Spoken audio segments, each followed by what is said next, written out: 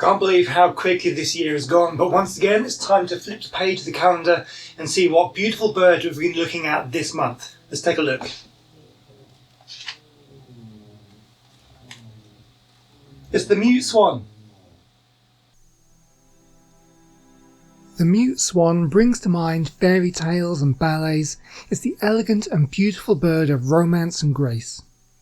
It's a large bird. In fact, it's one of the heaviest flying birds, with the larger males weighing in anywhere from 9 to 14 kilograms, that's 20 to 32 pounds.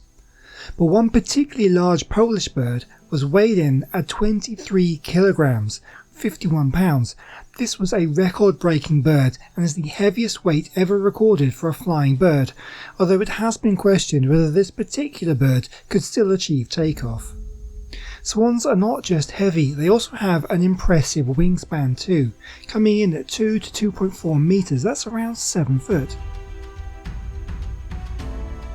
Despite its name, the Mute Swan does produce sounds. It gets its mute name from the fact that it is less vocal than other swan species.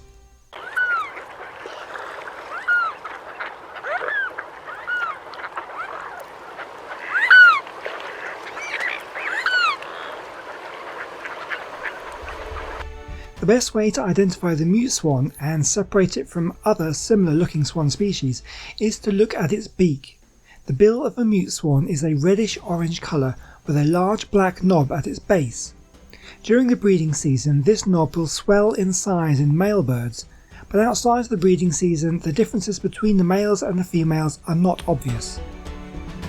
Mute swans will nest on large mounds that they build using vegetation such as reeds, dried grass and sticks.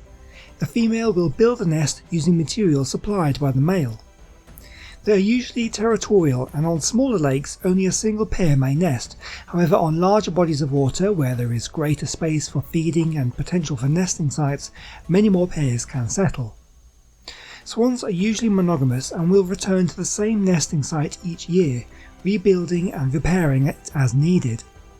Swans have been shown to mourn the loss of a mate, but most will find a new mate and not necessarily pine away as folklore might tell it. Both the female, known as a pen, and the male, known as a cob, are involved in parenting duties.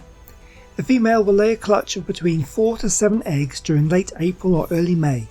These eggs will hatch after 35 to 41 days. The young, known as cygnets, will stay with the adults for 4 to 5 months, and they will occasionally ride on the adults' backs.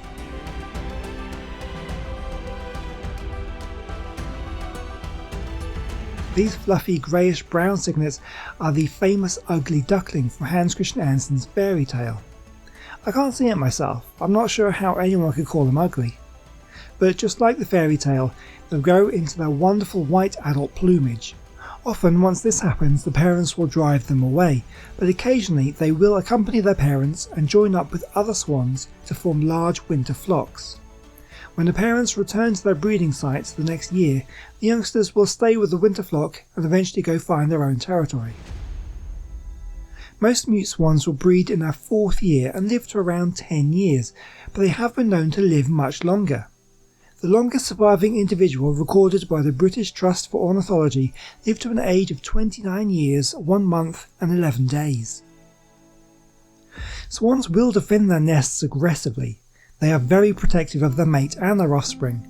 It's best to give them a wide berth during this time. They will hiss loudly and spread their wings in a threatening display. If this doesn't warn off the intruder, they will physically attack by biting and hitting with the wings. Their wings are very strong and can deliver a powerful blow, although perhaps not quite enough to break your arm or leg, as is often believed. In England, there are few natural predators capable of taking an adult swan, but attacks on swans by out-of-control domestic dogs are an issue, especially in parks where swans are less territorial. This is actually a criminal offence, since all swans in England are technically owned by the king. They have the highest level of protection. But besides that, you'll want to keep your dog well away from an angry swan, as they are more than capable of overwhelming and drowning even fairly large dogs. Mute swans are found all over Europe and Russia, and some even found in the north of Africa.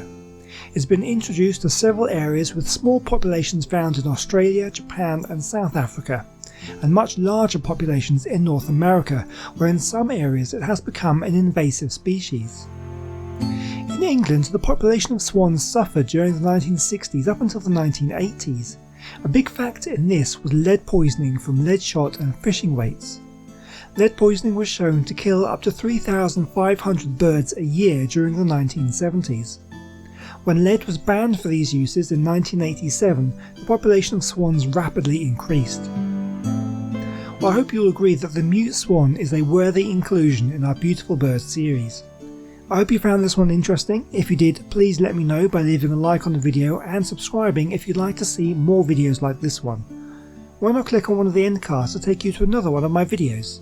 Well, thank you for watching, and I hope to see you next time. Goodbye.